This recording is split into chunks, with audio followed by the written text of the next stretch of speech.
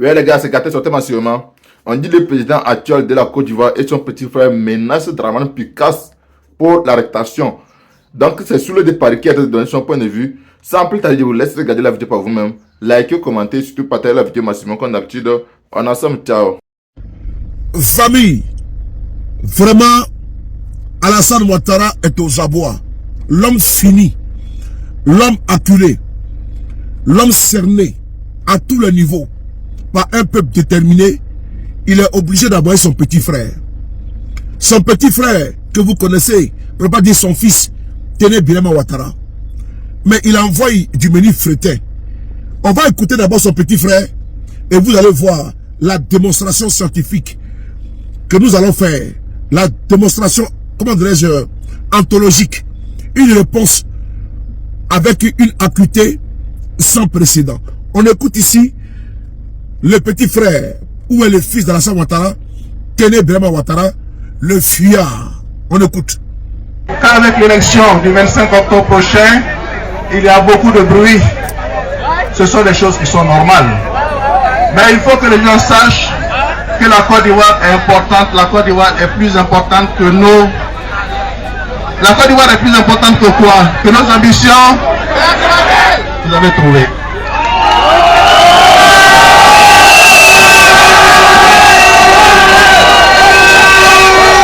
Je voudrais, du haut de cette tribune, adresser un message particulier à nos frères de l'opposition.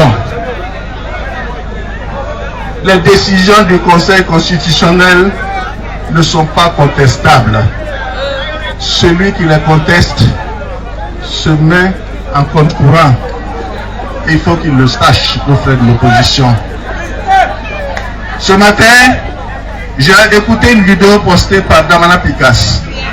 Alors ce qui se passe, c'est qu'il se met en dehors de la Côte d'Ivoire et il incite les Ivoiriens à la chaîne libre. Le monde n'est pas fort.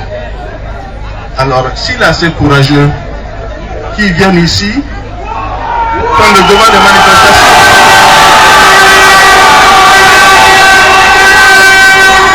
Alors de grâce, qu'il nous épargne, qu'il nous épargne des situations dommageables. Nous voulons continuer dans la paix. Nous sommes dans la paix depuis 15 ans et nous souhaitons continuer dans la paix avec le président Alassane Ouattara. Vous avez écouté Téné Birama Ouattara, l'homme perdu. Il raconte ce qu'il ne sait pas.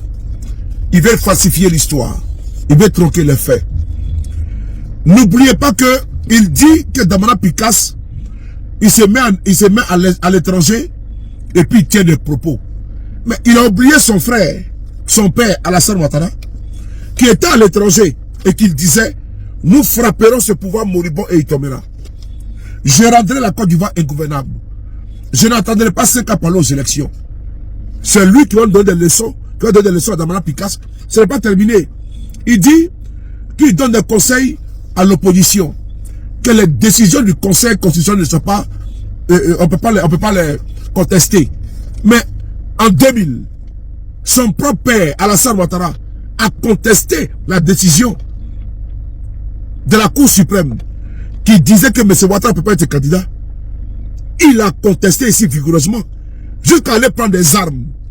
Mais attendez, c'est l'hôpital qui se fout du malade ou bien de la charité.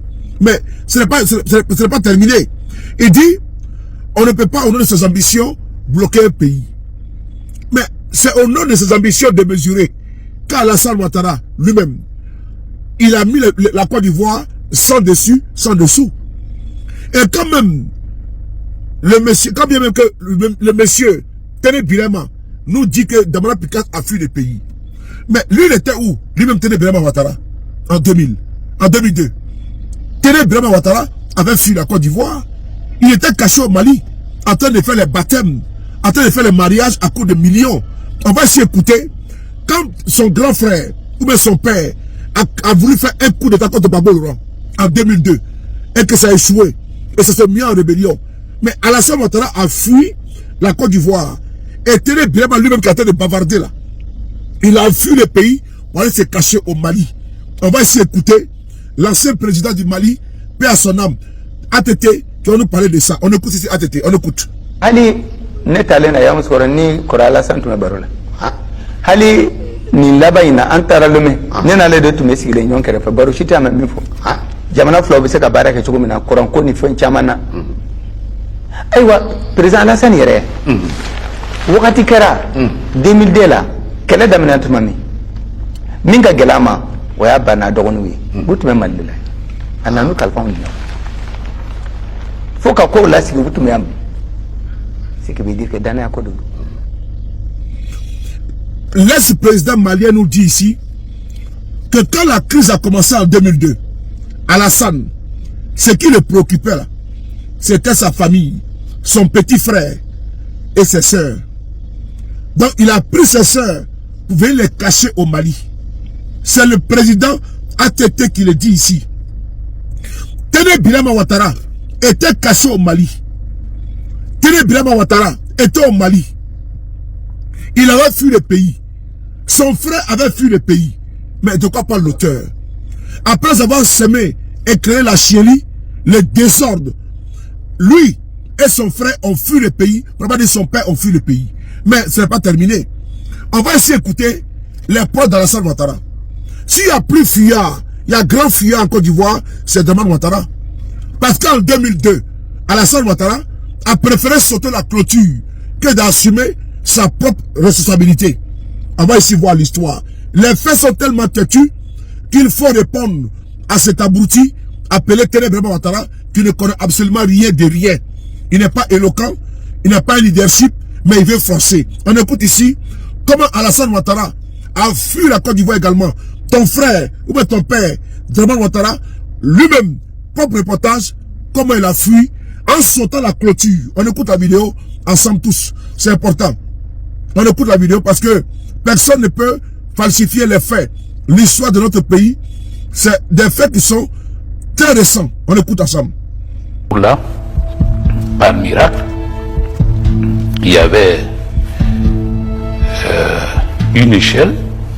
Je savais, en tant que responsable de la sécurité, qu'il pourrait avoir des problèmes et que je n'aurais pas le temps de faire quoi que ce soit et même passer par la porte. Il se pourrait que je ne puisse pas le faire.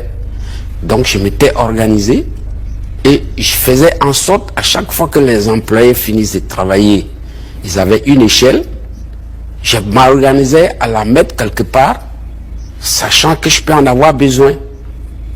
Et donc c'est cette échelle, ces jours-là, que j'ai utilisée, je l'ai placée et je les ai fait passer par cette échelle dans la cour de l'ambassade d'Allemagne, les uns après les autres. Et après, j'ai tiré l'échelle avec nous, parce qu'elle pourrait être utilisée après, donc j'ai tiré avec nous dans la cour là-bas.